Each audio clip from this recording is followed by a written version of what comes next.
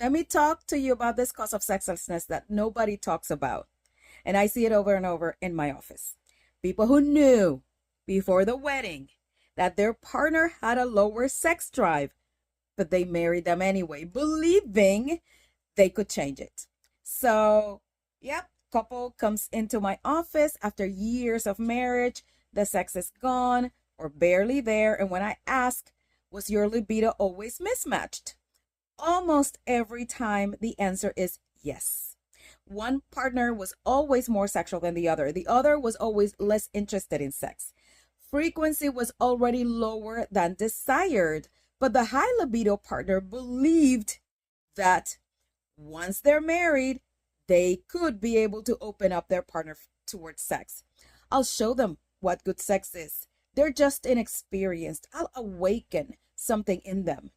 And this is where there's this fantasy that libido's a switch, that you can flip it on, and that if someone isn't sexual now, you can train them into becoming a sexual person later. But let me say this clearly to you people. If someone does not have libido before marriage, the wedding cake will not turn it on. In fact, low libido often becomes more pronounced after marriage because desire thrives on novelty, pursuit, tension, uncertainty, and marriage brings security, predictability, routine, responsibility.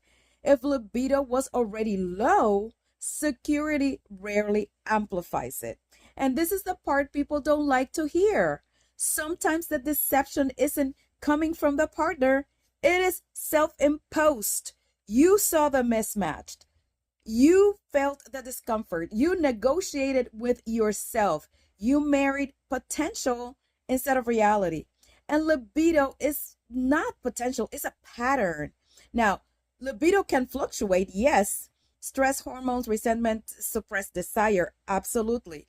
But baseline orientation towards sexuality, that tends to show up early. You cannot convert someone into a sexual being if they're not fundamentally wired that way. You cannot marry someone hoping to redesign their erotic footprint or blueprint. Marriage reveals patterns, it does not manufacture patterns. Sexlessness doesn't always start with a betrayal, sometimes it starts with denial. And denial can be very expensive.